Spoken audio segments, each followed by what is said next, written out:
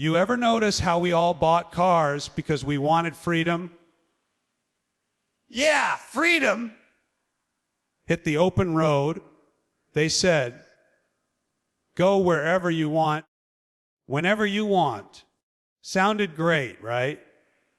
You buy the car, you polish it, you name it something cool like the Beast or Silver Bullet.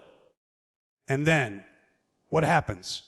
You spend most of your time stopped, sitting there in traffic, breathing exhaust and questioning every life choice you ever made. Some freedom hut.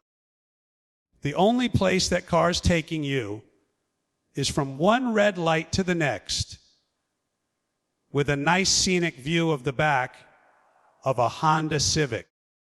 You ever think about that? The car commercials never show traffic. Never. It's always some rugged guy driving through the mountains at sunrise. He's got no luggage, no kids, no bills, just perfect hair and a golden retriever riding shotgun. Meanwhile, you're sitting on Route 9, trying to merge behind a guy eating a breakfast burrito the size of a football. And you've been listening to the same morning radio host for so long you start finishing his jokes before he does. That's not the open road.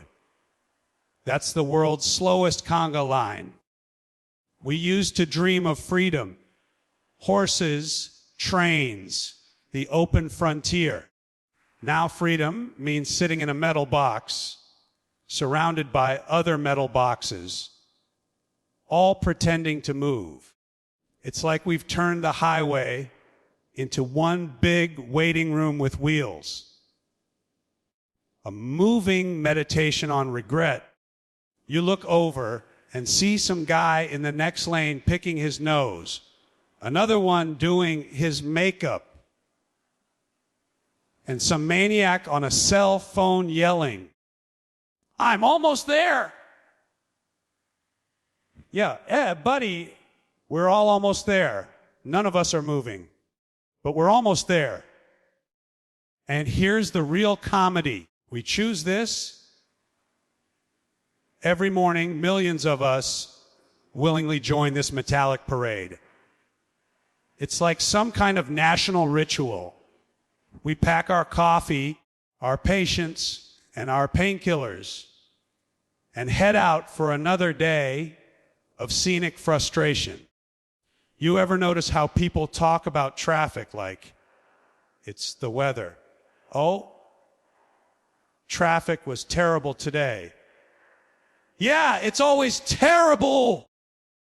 When was the last time you heard someone say, "Wow, traffic was delightful today"? I had a wonderful time sitting behind that cement truck. And we justify it too. We'll say, "Well, I need my car." It's about convenience. Convenience? Nothing says convenience like sitting motionless for 45 minutes while your favorite song comes on. And you can't even enjoy it because you've heard it 15 times this week. And it's starting to sound like a cry for help. You start noticing the smallest details, the pattern of cracks on the dashboard, that one air freshener that's been hanging there since the Bush administration, and you start having deep, existential thoughts like, why do I even go to work? We've somehow convinced ourselves that we're in control behind the wheel.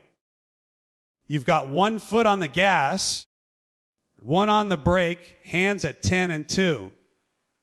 Like you're piloting a spacecraft. But you're not in control.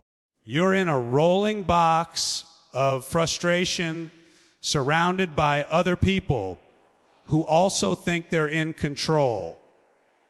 It's chaos with cup holders. And we all think, if only these idiots would get out of my way, traffic would move. Yeah, every single person thinks that.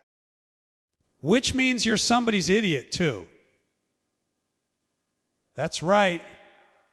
Somewhere out there, some guy is cursing you for being the reason he's late.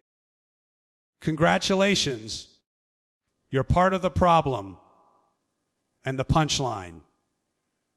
And what's with this obsession with having the right car? People will go broke buying a car that makes them feel free. You've seen it.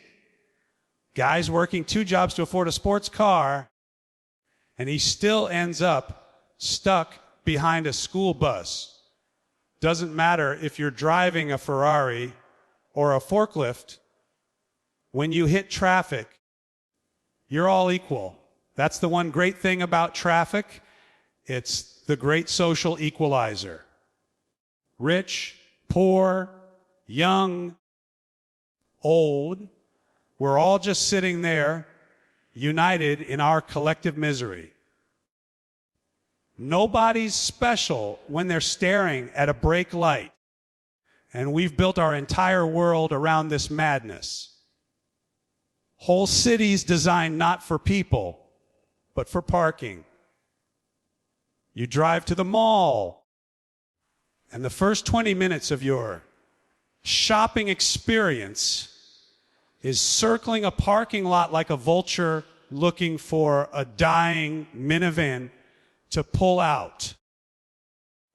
And then when you finally find a space, 3 football fields away, you walk all the way to the entrance just to buy something you don't need to put in the car, to take home, to sit in the garage next to all the other stuff you bought on your last trip through hell. Remember when people used to walk places? Yeah, back when your feet were the original all-terrain vehicle. Now, if you see someone walking, you think their car broke down. We've become allergic to sidewalks. The only steps we take are the ones from the parking lot to the store. And even then, we're looking for the closest spot. Like, come on, I'll circle one more time. Maybe something open up near the door. Yeah, because clearly the universe is saving a spot just for you. And the funny part, we think technology is going to fix it. Oh, just wait for self-driving cars. Yeah, sure. Because what we need is more cars, just smarter ones. So we can sit in traffic hands free. That'll solve everything. We'll be sitting there, not moving, but at least we won't have to steer. We can just sit and meditate on our stupidity. You ever look around at a traffic jam from above? It looks like a giant metal centipede that's been tranquilized. All these little glowing eyes staring into the distance, not knowing why they're here, just following the one in front. That's us, the human parade of progress, going nowhere slowly and proud of it. But we don't quit, do we? We keep doing it day after day. Because deep down, we love to complain. That's the real reason traffic exists. It gives us something to be mad about that doesn't require introspection. It's perfect. You can curse, honk, and yell, and nobody takes it personally because everyone's too busy doing the same thing. It's therapy on wheels.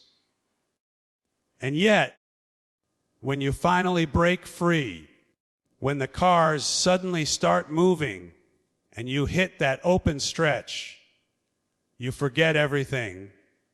You accelerate, roll the windows down, feel the wind, and think, now this is living. And then, about a mile later, brake lights. Back to reality. The world's most boring parade continues. Because that's all traffic is, a big, slow, noisy parade where nobody's having fun. There's no candy, and everybody's the clown. You ever notice how everybody on the road thinks they're the only one who knows how to drive? Everybody. Doesn't matter who you are, where you're going, or what you're driving. Every single person behind the wheel believes they've been personally chosen by destiny to demonstrate the correct way to operate a vehicle. It's amazing. You ask anyone, they'll tell you straight, oh, I'm a great driver. It's the other morons who don't know what they're doing. Yeah, right? Apparently, every driver on earth is great. So who's causing all the traffic? Ghosts. You're sitting there, minding your business, doing everything right, signal on, speed steady, and the guy behind you is losing his mind. He's flashing his lights, honking, throwing his hands up like he's conducting an orchestra made entirely of idiots. Meanwhile, you look ahead, and there's nowhere to go. But that doesn't matter to him. No. Because in his head, you are the problem. You're the one ruining his perfect record of flawless driving. He's like, if this clown would just move, I'd be home already. Yeah, buddy, if everyone disappeared, you'd be home and under arrest. Everybody thinks they're the smartest person on the road, and somehow everybody else is an idiot. That's not traffic. It's a moving psychology experiment. It's ego on asphalt. You've got the speed demons, the lane hoppers, the horn virtuosos, and the holy rollers who drive like they're on their way to confession. Each one convinced that everyone else is doing it wrong. And the best part, they all think you're the crazy one. Take the slow drivers, for instance. They think they're the responsible ones, the heroes of highway safety. They're the kind of people who drive 5 miles under the limit in the left lane, acting like they're saving lives. Meanwhile, behind them is a line of cars stretching back to another zip code, everyone plotting imaginary revenge. You pass them, look over, and it's always the same expression, peaceful, saintly, like they're doing the Lord's work. I'm keeping the world safe. Yeah, safe from getting anywhere on time. Then you got the speedsters. Oh, these folks are amazing. They treat every commute like it's a qualifying lap at Daytona. They're weaving in and out of traffic, cutting through lanes, flying past everyone else. You can almost hear their internal narration. He's going for it. He's making a move on the outside. You watch them disappear down the road, and 5 minutes later, you catch up at the next red light. There he is, drumming on the steering wheel, pretending he didn't just risk 6 lives to gain 1 car length. Yeah, real champion. Pal, you made it all the way to here. And don't get me started on the turn signal situation. Apparently, for a lot of people, that's optional equipment. They treat the blinker like a personal secret. Why should I tell anyone where I'm going? It's none of their business. Then there are the over-signalers. They put that thing on 2 miles before the turn, and you're behind them thinking, are we turning now? No. Maybe now. Still no. What is this? A slow motion surprise party. You ever notice how every lane looks faster than the one you're in? Always. You sit there stuck, watching the next lane glide by like it's full of people who made smarter life choices. So you wait for your moment, you make your move, you switch over, and boom, that lane stops. Instant karma. The lane you just left. Now it's flying. You look over at the guy who took your spot. He's smiling, he knows. That's the great equalizer of driving. No matter how smart you think you are, traffic always finds a way to humble you. And we all have this idea that there's a right speed. Your speed. If someone's going faster, they're a maniac. If someone's going slower, they're a moron. It's never you. Nope. You're the only one doing it correctly, the chosen one of the highway gods. And the funny thing is, everyone around you thinks the exact same thing. It's like mass delusion on 4 wheels. Millions of people, all convinced the problem is everyone else. You got the honkers too. Oh, the honkers! People who think the horn is a magic wand that can control time and space. You could be stuck behind 100 cars at a red light, and there's always that one person who hits the horn like it's going to part the traffic like Moses and the sea. Honk, honk. Yeah, great job, genius. Maybe the light will hear you. Then there's the polite honk. Little tap just to say, excuse me, friend. You know who does that? Nobody. There's no such thing as a polite honk. The moment that sound leaves the horn, you've declared war. And the gestures. Oh, the gestures. Everybody's got their own driving hand language. Some wave, some point. Some go straight for the international sign of frustration. You could make a whole dictionary out of it.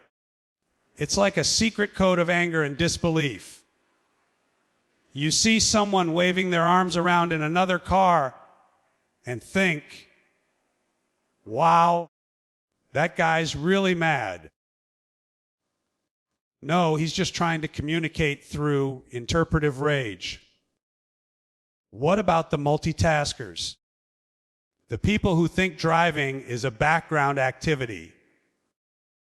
They're eating, drinking coffee, shaving, putting on eyeliner, reading maps, changing the radio, yelling at kids, all while going 65 miles an hour. These people treat the steering wheel like a tray table. You're next to them thinking, please just pick one activity, preferably the one that keeps us alive. But they're confident.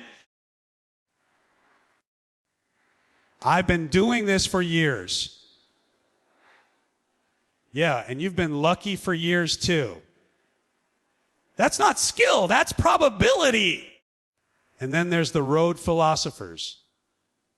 You know, the ones who get so mad at other drivers, they start talking to themselves. Oh, nice move. Genius. Yeah, just cut me off. Sure, go ahead. Oh, of course, you don't need to signal. You're special. You sit there ranting to nobody, gesturing wildly at the windshield. Meanwhile, the other driver's long gone, blissfully unaware that they've just ruined your day. The funniest part is, once you finally get where you're going, all that fury just melts away. You pull into the driveway, shut the engine off, and it's like you've come out of a trance. What happened out there? You wonder. You were screaming 10 minutes ago, and now you're home, calm, petting the dog. We act like different people behind the wheel, angrier, louder, braver. The car turns ordinary folks into gladiators of inconvenience. And we never learn. We do it day after day, convinced this time will be different. Today I'll stay calm. I'll be patient. Sure you will. Then someone merges without signaling, and suddenly you're narrating a documentary called The Decline of Western Civilization. That's the truth about traffic. It's not just cars. It's egos in motion. Every lane full of people who think they've got it all figured out. But the moment you step outside that car, you realize we're all just trying to get somewhere, all making the same mistakes, all convinced we're the only ones who know what's going on. And that's the joke, isn't it? Because out there on the road, nobody's the smart driver. We're all just idiots taking turns proving it. You ever sit in traffic and realize it's basically life in miniature? It's like the whole human story told through bumpers and brake lights. There you are, stuck, surrounded, inching forward one miserable car length at a time. And you start to see the big picture. The traffic jam is civilization. That's us. Everyone's got somewhere to be. Everyone's in a hurry. Nobody's getting there. And we're all pretending we're making progress. It's the perfect metaphor. You've got the optimists, the ones who keep peeking over the steering wheel like they're expecting the road to suddenly clear. Any minute now, they say, clutching the wheel like a life raft. Then there are the pessimists, already defeated, slumped in their seats with that 1,000-yard stare, mumbling, we're never going to move. And the realists, they're the ones eating a sandwich, flipping through the radio, fully accepting their fate. They've surrendered to the great standstill of modern life. Every time I'm stuck in traffic, I can't help but think this is what people mean when they say, we're all in this together. Yeah, we're together. Just not moving. You've got 1,000 people side by side, shoulder to shoulder, bumper to bumper, pretending not to notice each other. Nobody talks. Nobody looks. Nobody connects. You could sit next to the same car for half an hour, staring at them through the glass, and never say a word. It's the most crowded, lonely place in the world. And look at the way people behave. The minute they get behind a wheel, they forget they're part of a community. Nope, every driver becomes the star of their own private movie. Everyone else is just an extra, a moving obstacle in the grand story of me getting where I need to go. You ever notice how people talk about my lane like they own it? He's in my lane! Really? Did you buy it? Got a mortgage on that piece of asphalt, do you? You see it on their faces, too. You look over, and it's like a museum of human emotion, anger, boredom, despair, hope, all in one traffic jam. You've got the singer belting out the radio like they're auditioning for something. The thinker staring into space, completely gone. The phone talker, waving eye, are not in one hand, like they're conducting a symphony of nonsense. And the daydreamer gazing out the window like they're in a sad music video. You could film a whole human documentary from a dashboard. Traffic exposes the truth about us. We can't handle waiting. We're addicted to the illusion of movement. We can't stand still without feeling like we're wasting our lives. We'd rather creep forward an inch every 30 seconds than admit we're stuck. And that's life, isn't it? Everybody wants to go somewhere, but nobody wants to be still. Nobody wants to accept that sometimes you just have to wait. You ever notice how traffic lights play games with your hope? You see the light turn green way up ahead, and for a second, your heart lifts. Finally, we're moving, you think. And then you realize, nope, not your lane, not your turn. You're too far back. You're watching other people's freedom from a distance. That's modern life right there. Celebrating someone else's green light while you're still stuck at the red. And the road signs, they try to sound helpful, but they're just mocking you. Expect delays. Oh, thank you. I was wondering if the line of motionless cars in front of me meant I was early. Slow down, construction ahead. Construction ahead. There's construction everywhere. I think the road workers retired years ago and just left the cones there to mess with us. You ever see a cone with no workers in sight? It's like a ghost town made of disappointment. But traffic does something else. It shows you who people really are when they think nobody's watching. You see the selfishness, the impatience, the little acts of quiet rebellion. The guy who speeds down the shoulder to skip the line. The woman who blocks an intersection, even though she knows she can't make it through. Everybody's got their little, I'm just going to sneak ahead a bit moment. Because deep down, we all think we deserve to move faster than the rest. That's humanity. Everyone believes they're the exception to the rule.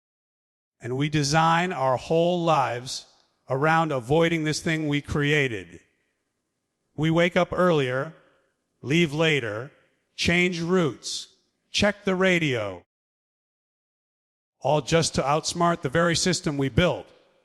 You'll hear people say, "Oh, I know a shortcut." Yeah, That's what the last 500 people said. Now it's a long cut. The only real shortcut is staying home. Then there's the hierarchy of misery. You ever notice how people judge each other in traffic by the car they drive? Someone in a beat up old sedan looks at the guy in a luxury car and thinks, oh sure, he thinks he's better than us. And the guy in the luxury car looks back like, move, peasant. The guy in the truck thinks everyone's too small. The guy in the motorcycle thinks he's clever. And the guy in the bus thinks, you're all in my way. It's class warfare on 4 wheels. Nobody wins. Everyone fumes. And the billboards. Oh, the billboards! You're trapped, forced to stare at giant reminders of everything you don't have. Need a vacation. It asks, while you're sweating through your shirt, late for work, try our new luxury sedan. Yeah. Because clearly what I need right now is another car to sit in traffic with. The whole system feeds on irony. But there's something kind of poetic about it, too. You look at the long stretch of cars, all glowing red in the sunset, and it's almost beautiful in a sad, hypnotic way. A river of taillights flowing nowhere. It's the most organized chaos you'll ever see. It's like the universe reminding you, you're not as important as you think, buddy. You can wait. And while you wait, you notice how time stretches. A minute feels like 10, 10 feels like an hour, and before you know it, you've built a whole philosophy about lane changes. You start thinking about your life choices, your job, your childhood. Hell, by the time you move 5 feet, you've had an existential crisis and a snack.